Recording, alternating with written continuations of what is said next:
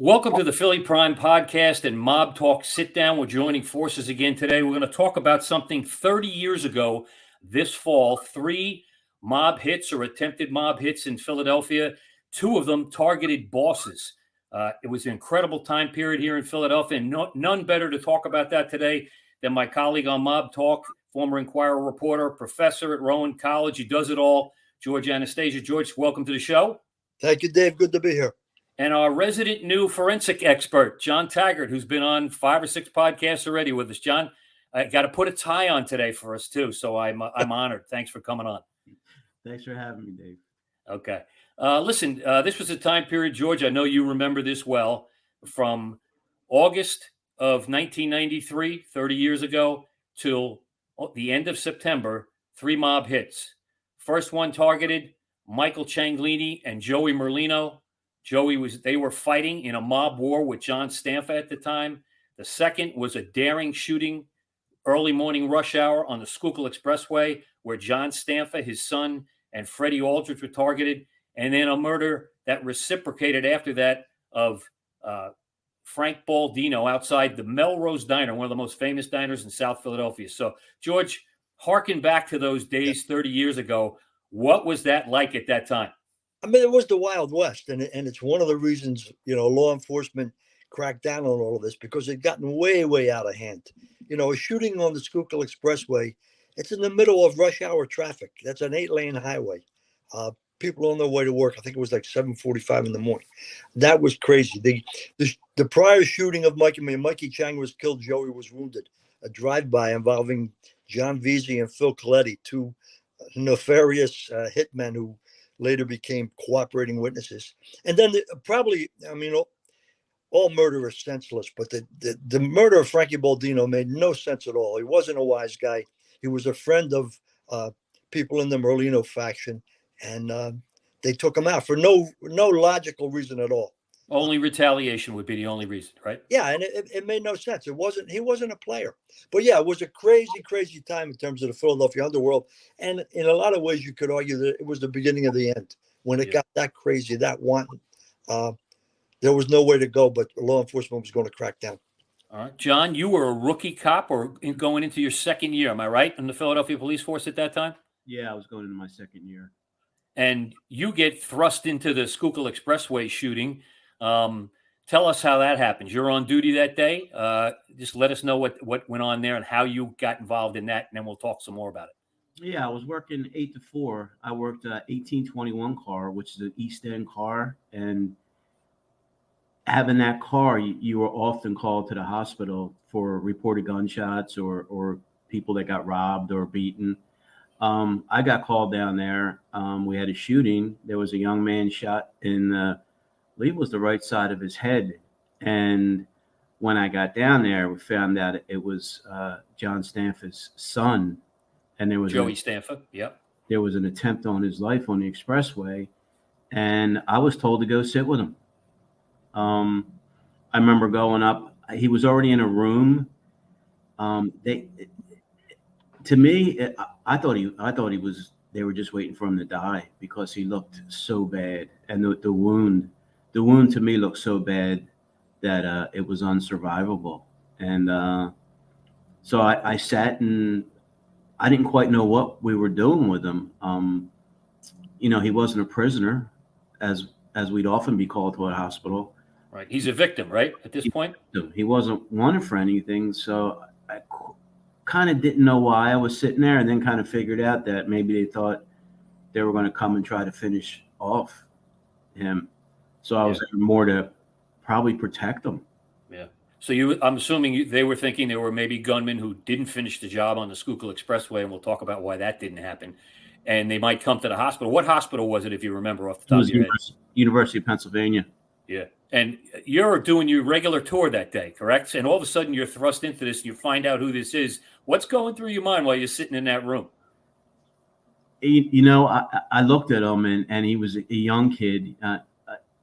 To me, he looked like a teenager. He looked really young, but he just wasn't moving, and he wasn't hooked up to a lot of machines. And the wound itself wasn't, I don't remember it being bandaged. I just remember it being opened and oozing out of blood. And then you're thinking, you know, I better keep an eye on the door too. So I propped my chair near the door just because it was such a small room that you couldn't see anybody coming in. And I don't think the nurses and doctors quite knew either what was going on. Yeah. Okay. George, walk us through the scenario that morning on the Schuylkill Expressway. Stanfa, his son, and Freddie Aldridge behind the wheel of, I believe it was a 1978 silver Cadillac. Right. On their way to their John Stanfa's business, correct? Yeah, right in Point Breeze area. And Stanfa lived in Medford, New Jersey, and every day someone would pick him up and drive him into the Continental Foods. That day, Freddie was the driver. Some days Ronnie Previty would be the driver, and Joey Stanfa, I think, was sitting in the back seat. So they proceeded. And our understanding is that the organized crime guys on the other faction had clocked Stanfa. They found his routine. They clocked him. They figured out where he'd be coming from, etc. And apparently, once they came over the Walt Whitman Bridge and got on a Schuylkill, this white van that was waiting got behind them, and at a certain point on the Schuylkill, the van pulls up alongside, and there had been portholes cut in the side of the van, and the gunman opened fire through the portholes. And Stanfa was clearly the target, not Joey. Joey, I think, was sitting in the back seat. And Freddie Aldridge was a Vietnam vet, decorated. I think he was in the Army. He's got the wherewithal, the presence of mind to ram the van. And I think he might have saved somebody's life by doing that. Including his own, right, George? His own, the Mob Boss John Stanfa, and getting Joey to a hospital faster, correct? Yeah. I mean, one of the tires had been shot out, and Freddie rammed the van, and then he went off the Schuylkill. That was the exit was. The tire was practically on fire because it's riding on a rim, and he pulls into the Continental Food warehouse right there off of Warfield, 34th and Warfield, I think it is, and they throw Joey in another car and drive him to the hospital. And I remember that morning I was having breakfast with the late Richie Zappelli, great police officer, deputy commissioner, I think he was. Head of organized crime at one point. Right. And we're having coffee at this diner, and he gets a phone call, and he says, I got to go. I said, what's going on, Rich? He said, you might want to go down to the Continental Food warehouse. And we ended up hanging outside the rest of the day, outside the warehouse, with wise guys coming and going and getting a report was Joey Stanfa had been shot. Later, we find out he'd been shot in the cheek, but a lot of blood, but it wasn't that. He was going to recover. It wasn't a question of life or death. But in the beginning, everybody thought that was his demise, but it wasn't the case at all.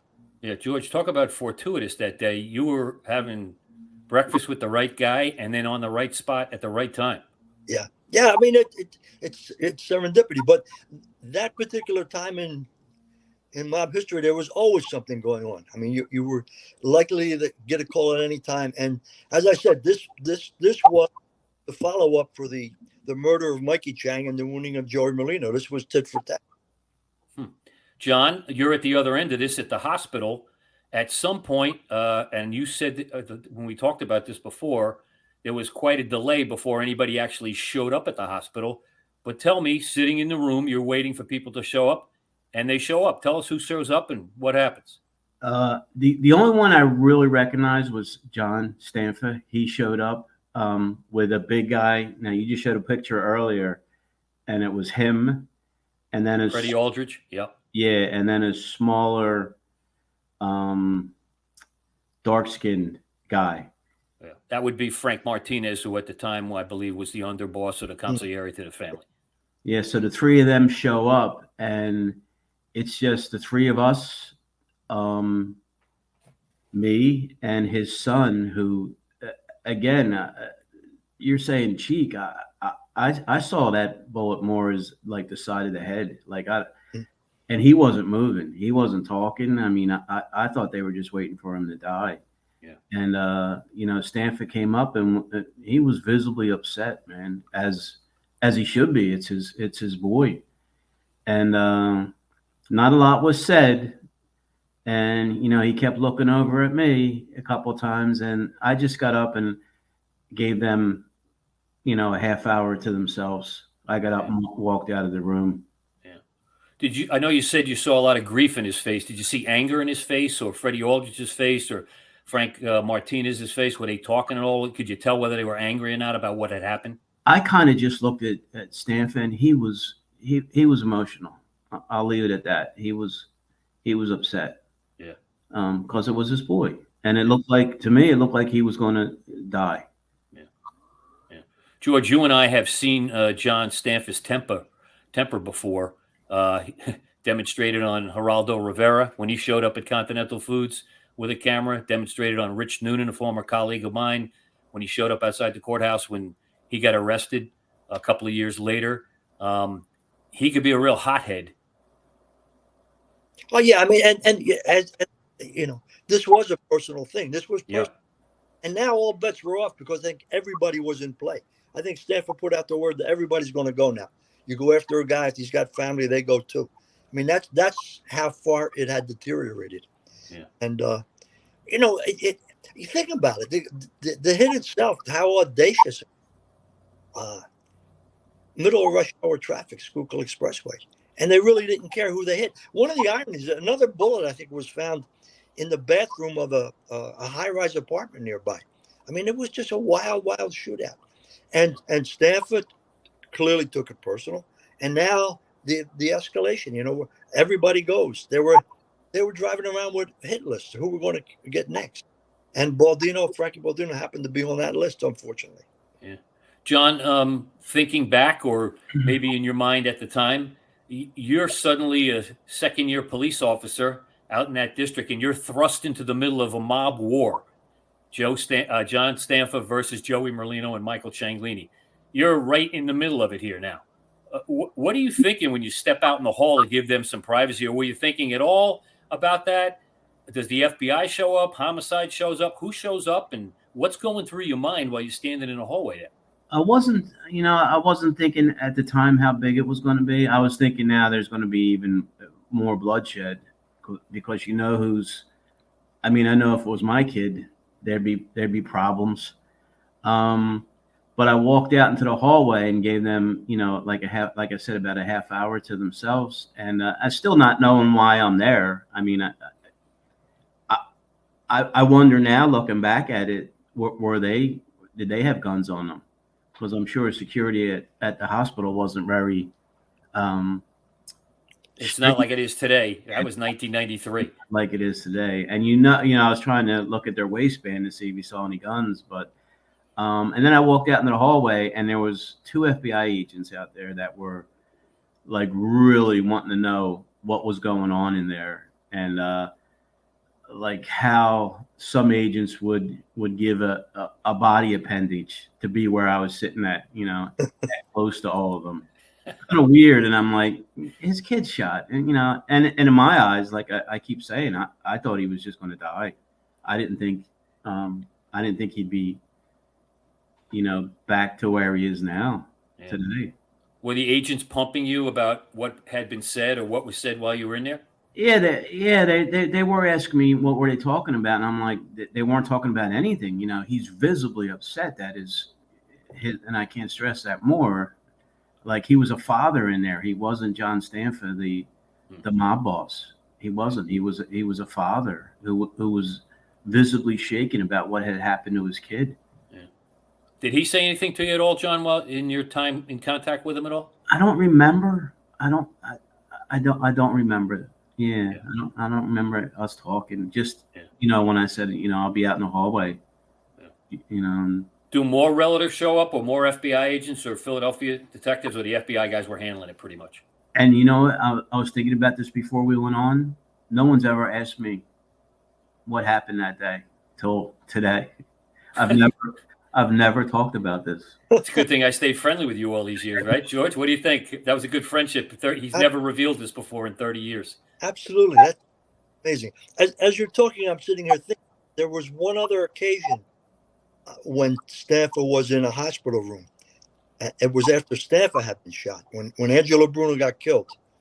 And Stanfa had taken some pellets and was hospitalized. And again, law enforcement for Philadelphia PD put an officer in the room with Stanfa. But the reason they did it back then was the officer they put in the room spoke Sicilian, and they knew that Stanfa was going to be talking with Frankie Sindone and those guys about what went down that night. And that was a whole different kind of situation. But it all was going through my head as you're talking there, John. It's just the second time that Stanfa's in a hospital room as a result of a shooting. The first time he was the guy who had gotten shot. And for those of you who don't know, most of you probably do, John Stanfa was the driver for Angelo Bruno that night, brought him home from a dinner, pulled up in front of his house, rolled down the passenger side window, and a gunman approached and shot Angelo Bruno in the head. And that's why Stanfa took some of those pellets from a shotgun, right? Right, exactly. And then Stanfa went on the run after that. It was kind of the beginning of this modern day history of the Philadelphia mob that I think kind of culminated with that shooting on the expressway. It was over after that. Yeah. George, you also went to Continental Foods that day, and it was quite a scene out there. And John brought this up with me when we were talking before the show, that they showed up at the hospital in another vehicle. They went to Continental, dropped off the vehicle. The rear tire was shredded. Right. We have a shot of the window where the bullet actually went through and hit Joe Stanfa.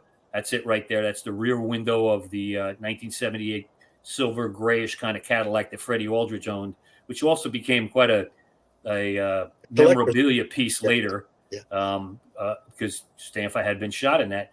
But describe the scene outside Continental Foods for me. Out there were lots of reporters and cameras. Stanfa's walking up and down, aggravated. You could tell how pissed off he was. A lot of cops there. Some of the other guys showed up. We can go back to that group shot of them walking in Trenton. You had Ron Previty showed up. That's Vince Filippelli on the left, Sal Lavina, his lawyer, and Freddie Aldridge on the right. That's not the day of. That's at the grand jury in New Jersey a couple of years later. Right. But, George, it was quite the party out there in terms of who was who in the mob showing up. Oh, absolutely. It was a media event. I mean, the media was all congregating outside. Those guys, my recollection is there was a dog. We started to call it the mob dog.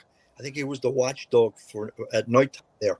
And guys were coming and going, and everybody was looking to get somebody to say something, and these guys were not going to talk at all.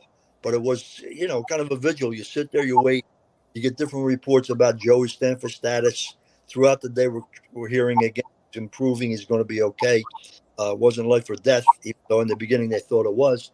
And then it was Stanfa and his entourage in and out. And it was a typical. I mean, how can you say typical if you have a mob shooting? It was a typical media event after a mob shooting. Everybody gathers around, cameras, notebooks, trying to get somebody to say something, and invariably the wise guys won't say anything at all. So it's a game. Yeah, George. I mean, John, you and I talked about this before. That at mob hits and around mob hits, and you've processed the crime scene at 6 or 7 of them, shootings and/or mob hits where people died. Not a lot of people talk. People show up, they don't talk. At the hospital, did anybody else show up? Any other relatives? Any other mob guys? When you went outside, was there a lot of reporters out there, or what was the scene kind of at the hospital? I spent my whole tour, my 8 to 4. I spent the whole tour in the hospital, and no one else ever showed up that I remember. I remember I sat in a room with them till my tour was done at 4 o'clock, and I remember my lieutenant coming down, and I remember asking him, I don't even know why we're here, because they were going to hand it off to the 4 to 12 people, and then I guess everybody realized that there is no reason for us to be here. Yeah, the hospital has its own security. He's pretty safe where he's at. And again, I mean, you report off, and then the next day you go to the next job, and that's the end of it. Yeah. So one day you're in the middle of a mob war, the next day you're back working a beat. You're handling disturbances, and robberies and burglaries and stuff.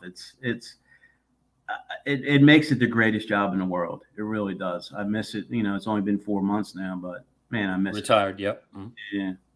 George, let's talk about the van. And the reason I want to talk about it is because John's an expert at processing and getting forensic evidence off a van. He was not in the forensic unit. the crime scene unit at the time. But they do recover the van, George, and you talked about the portholes in the side, that kind of stuff. If I remember correctly, just so we're clear, I was still in the Attorney General's office in New Jersey at the time of this hit. Following it from across the river, we were in the middle of a grand jury process with John Stanfa and that kind of thing in my office when I was there, that kind of thing. So I was not on the scene. George was. He's our eyes and ears there. John's our eyes and ears there. George, tell me about that. What happened with the van? What did they uncover about that van? My recollection is that they determined that it had been stolen down at the stadium complex a couple of weeks before the event. And the supposition was it was taken to a body shop in South Philly and was fashioned. The portholes were cut in the side. And I think when they recovered it, they found bullets inside the van. I mean, I think the shooters were not very adept at what they were doing.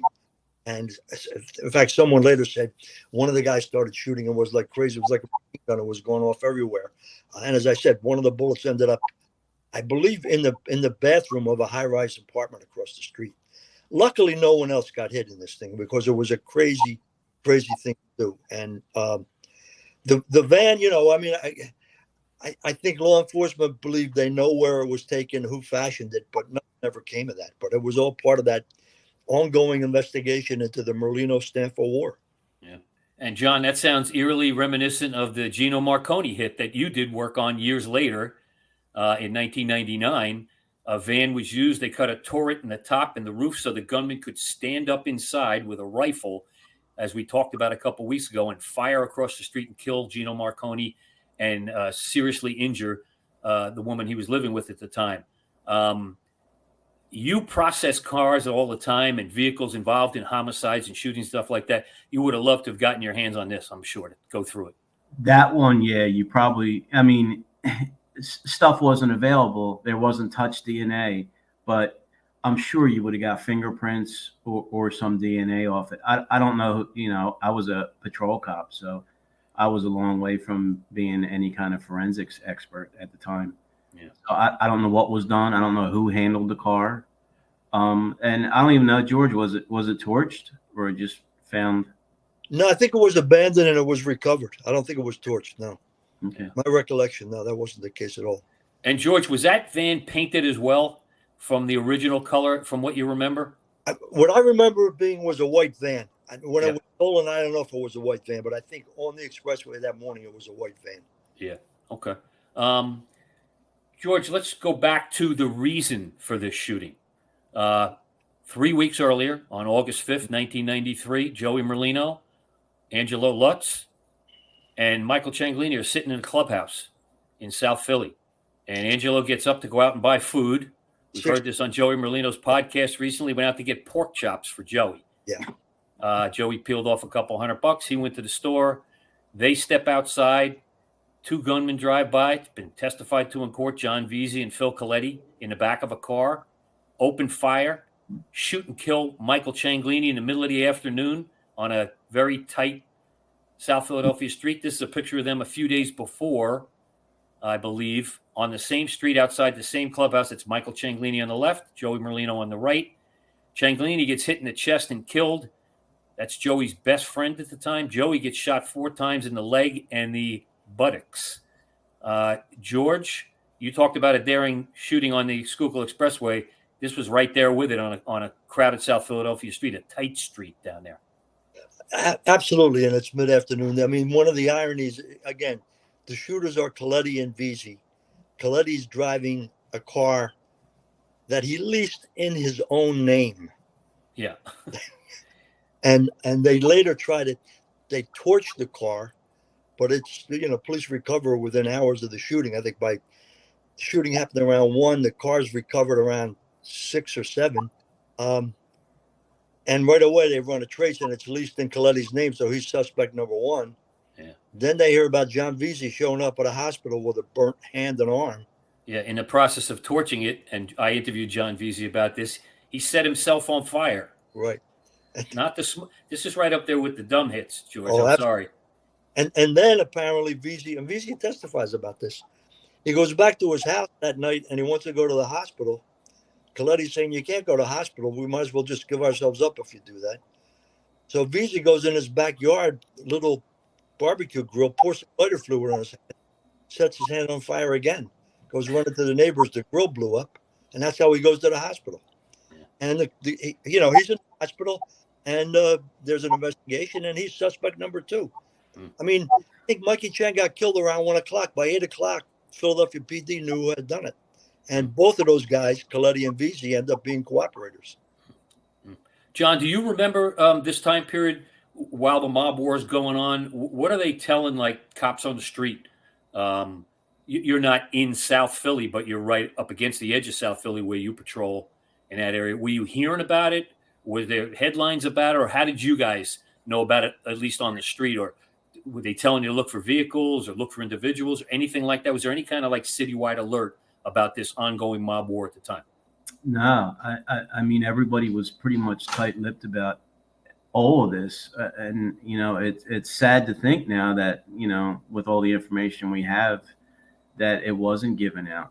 And I told you, I think I talked about this before, that as long as they were killing each other, the police department didn't really care. Yeah, I think you're right about that. I think the shooting on the expressway was something that said, wait a minute, the public involved here. But up until that point, it was, let them kill each other. Who gives a damn? It's sad to say, but yeah. Yeah, it is. And, it's just interesting that these days, if you had a guy or guys from a known organization, gang, call it whatever you want, there'd be citywide alerts out from the intelligence unit, white papers out there, which is a report only for law enforcement eyes. We saw a few of those in our day, George, you and I. Those kind of things, FBI 302s, yeah, we saw those too. And it would give out those details. But at that time, it was all hush-hush. Investigators, FBI kept to themselves, New Jersey State Police kept to themselves, Philly Homicide kept to themselves, and even the guys on the street who might see it firsthand or pick up a hint that something might be going down, like John on patrol, they weren't told about this kind of stuff. Yeah, it was unfortunately, for a time, it was organized crime and disorganized law enforcement. Nobody wanted to share information. And I think this all-out war on the streets eventually brought everybody together. So we got to put an end to this. And that's, the mob contributed to its own demise with this wanton use of violence. Yeah. All right, then fast forward a couple weeks later, and again, we're talking about a mob war here. So every time somebody in the Merlino faction gets shot, they're going back at the Stanfa people. Every time somebody in the Stanfa group gets shot, and George, you remember this, there was a whole hit list of people that Stanfa had them looking for, that they got off a video from Michael Cianglini's funeral that was unfortunately supplied to them by a local TV station that I used to work for, inadvertently through somebody. The tape went to John Stanfa, and his crew sat down and watched that tape, so they knew who to go after. Frank Baldino was not in that video, was not a pallbearer at Michael Cianglini's funeral, but here he is sitting outside another infamous place in South Philadelphia, the Melrose Diner. Everybody knows it. Everybody knows it if you live in South Philly, sitting outside late at night in a rainy day. I believe he's in a Cadillac too. Yeah. Or a Lincoln. And up walks a gunman and puts him to sleep. Yeah, John Vesey. And John Vesey later gave an interview on 60 Minutes where he said, I knew the guy. I had nothing against him, but he was on the list and we had to kill him. It was a crazy, crazy time. It was, and the Melrose, again, it's a significant location in South Philadelphia. Everybody knew the Melrose. It's gone now, but everybody knew the Melrose. And a hit was almost an insult to the neighborhood. You do something like that in front of a place like that. But nobody cared at that point. It was all hands on deck. We're going to take guys out. Both sides were shooting at one another. Yeah. John, I know your mind and how you like to put together the pieces of a puzzle. I've seen you on crime scenes, dozens and dozens of crime scenes. We've talked now on 5 or 6 shows about this. When the Baldino hit happens outside the Melrose, was you're at that time a young cop like that? Or you start thinking of putting these things together here? You're starting to think, is this connected to me sitting in a hospital room a couple weeks ago? Because now this is one of Merlino's guys getting hit after Stanfa almost loses his life and his son almost loses his life. No, like I said before, you're so busy as a cop. I had to worry about the 18th district where I worked. This stuff was happening in South Philly, and really had no really concern of mine. I mean, we had our own street wars going on at the time, between two big factions, one in the 16th district and one in the 18th district, where they were worse than the mob, where they were just coming down and shooting each other left and right like every other day. So we had our own little wars going on out in West Philly. Yeah, and that involved the actual public, not mob guys and things like that shooting at each other. These are members of the public that are getting killed. Drug dealers. It was mostly over drugs, you know. So the mob stuff kind of was like an afterthought to me, anyway. Okay, this has kind of been a theme we've been talking about for a few weeks, George, and I'm curious to get your impression about this as well. Take those mob hits around that time period and put them in the time machine, the Schrat time machine, and let's move them ahead 30 years to now. George, just from what you've seen on the countless number of mob hit scenes you've been on, and John, from the countless number of scenes you've processed, including 5 or 6 mob hits, that kind of thing, I'd like to hear from kind of both of you. George, if that was going on today, or is this the reason it's not going on today, they wouldn't have gotten away with these jobs that they got away with back then. No, I don't think so. I mean, I think law enforcement's much more sophisticated. Information coming out of the underworld is better now than it was back then. And the other bottom line, Dave, in all of this, and you've said this several times, a lot of these guys, they realize violence just attracts headaches. Violence brings law enforcement. Violence leads to jail time. And these guys don't want to go back to jail. So I don't see that happening today. The mindset is totally different today. So you couldn't bring that kind of attitude to the underworld and succeed in any way at all. Yeah. John, you talk about the technology, the tracking of cell phones, things like that. Give me some examples of why this wouldn't happen today. You and I talked about tracking the killers from Long John Martirano. Probably could have tracked them right back to the scene where the car first stopped when he got shot. Absolutely. And video. I mean, there's video everywhere now. So, I mean, you can't walk out of your house without somebody videotaping you. Ring doorbell. Ring doorbells. You know, we have the blue light cameras when they work. The city has a problem with keeping them working. And then just the DNA. I mean, how sensitive DNA has gotten, where it's just really, really precise now. Okay. George, I would assume you would agree with me, but that's probably the reason why we haven't seen a mob hit since 2012 here in Philadelphia. They've realized that's instant trip back to jail. The technology's just too good, and you can't get away with them shooting at people on the expressway or in the neighborhood or on their way to a doctor's appointment. You just can't get away with that anymore, or go right into their house like they did with Johnny Chang. John Casasanto. Let me straighten that out. Yeah. On Durford Street. You can't just walk into a guy's house. You just can't do that anymore. Well, I think that's exactly right. I mean, it's modern technology has changed the dynamic of all of this. And everybody, as John just said, everybody's got a camera. Everybody's shooting pictures. So, yeah, that's, I think, a big reason. The other big reason is these guys don't want to go back to jail. Okay. George Anastasia, always a pleasure to talk with you, my friend. John Taggart, thanks for being our new resident crime scene expert. And thanks for putting on the tie today, George. I don't know, maybe we might have to go ties next Okay. time. John, were you trying to force us into a tire change here, or what? I don't know. All right. Good talking to both of you.